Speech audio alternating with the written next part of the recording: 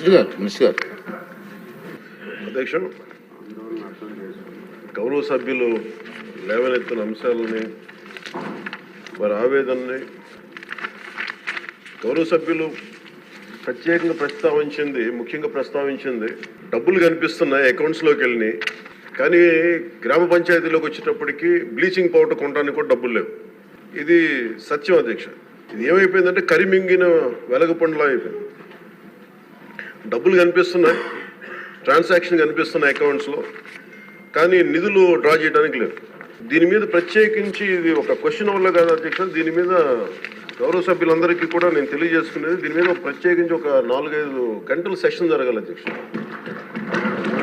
అలాగే ఎందుకంటే ఇది మీ అందరూ గౌరవ సభ్యులందరికీ కూడా విన్నవించుకున్నాం మన స్పీకర్ గారి ద్వారా.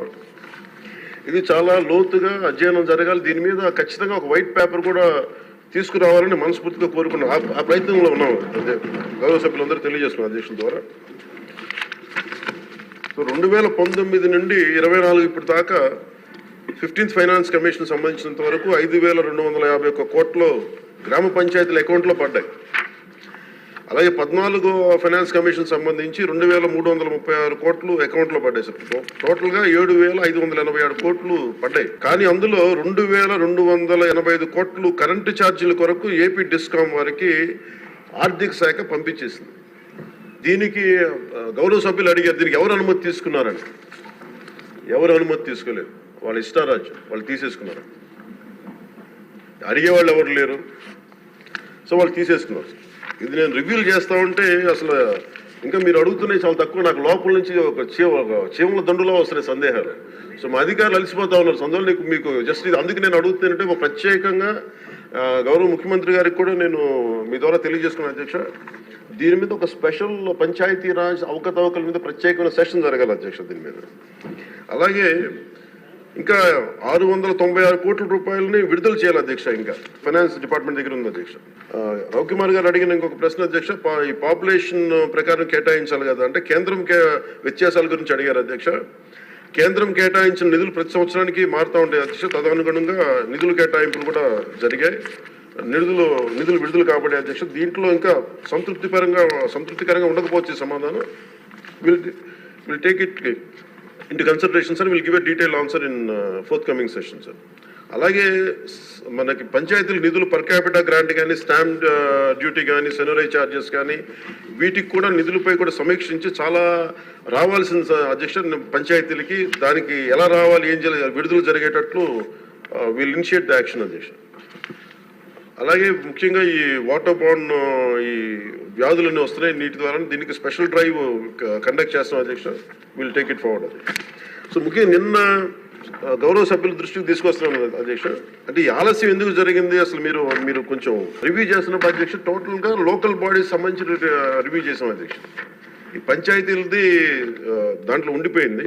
ఇట్స్ 3 టైర్ లోకల్ బాడీ ఇది కాబట్టి సెంట్రల్ గవర్నమెంట్కి ఎలాంటి కాన్స్టిట్యూషనల్ గ్యారంటీ ఉందో, స్టేట్ గవర్నమెంట్కి ఎలాంటి కాన్స్టిట్యూషన్ గ్యారంటీ ఉందో, ప్రొటెక్షన్ ఉందో, పంచాయతీలకు కూడా అదే ప్రొటెక్షన్ ఉంది అధ్యక్ష. అక్కడ జాతిపిత మహాత్మా గాంధీ గారి ఫోటో పెట్టుకుని గ్రామ స్వరాజ్యం కోసం తపన పడే మనందరం కూడా ఈరోజు నలుగుతూ ఉన్నాం. కాకపోతే గత ప్రభుత్వం చేసిన తప్పులు ఎలా ఉన్నాయంటే అధ్యక్ష మొత్తం వదిలేశారు అధ్యక్ష. గాంధీ గారి ఫోటో వరకు దాన్ని పెట్టారు కానీ, అలంకారప్రాయంగా పెట్టారు కానీ నిజంగా ఆయన స్ఫూర్తిని గత ప్రభుత్వం తీసుకెళ్లేదు, ఈ ప్రభుత్వం తీసుకెళ్తాం అధ్యక్ష. అలాగే లోతుగా అధ్యయనం చేయబోయే బదులు చాలా సింపుల్గా అధ్యక్ష మీకు గౌరవ సభ్యులందరికీ చేస్తా ఉన్నాను. నిన్న మా అధికారులతో కూడా మాట్లాడుతూ ఉంటే ఈ కేంద్రం ప్రతి పంచాయతీకి బ్యాంక్ అకౌంట్ ఓపెన్ చేయమంది అధ్యక్ష. అది చేయటం అంటే కీలకమైన కారణాలు ఏంటి, delay is not releasing due to releasing of అంటే భారతదేశ ప్రభుత్వం డిలే చేయలేదు అధ్యక్ష, సకాలానికి పంపించేస్తూ ఉంది. కానీ కొంతకాలం ఏమో పంచాయతీ ఎన్నికలు జరగకపోవటం వల్ల ఇంకొకసారి వీళ్ళు అడిగింది non integration towards PFMS by the state government. అంటే కేంద్రానికి సంబంధించిన పబ్లిక్ ఫైనాన్స్ మేనేజ్మెంట్ సిస్టమ్కి అనుసంధానం చేయమని అడిగారు. మొదటి 2 సంవత్సరాలు వీళ్ళు సరిగ్గా చేయకపోవటం వల్ల మేము నమ్మలేం, మిమ్మల్ని డైరెక్ట్గా పంచాయతీ ఖాతాల్లోకి వెళ్ళాలి, అందుకని మీరు పిఎఫ్ఎంఎస్కి మీరు అనుసంధానం చేయండి. అది చేయకపోవటం వల్ల కూడా అదొక మేజర్ డిలేస్ అధ్యక్ష. ఎలక్షన్స్ని నిర్వహించకపోవడం దానివల్ల కూడా ఆలస్యమైంది అధ్యక్ష.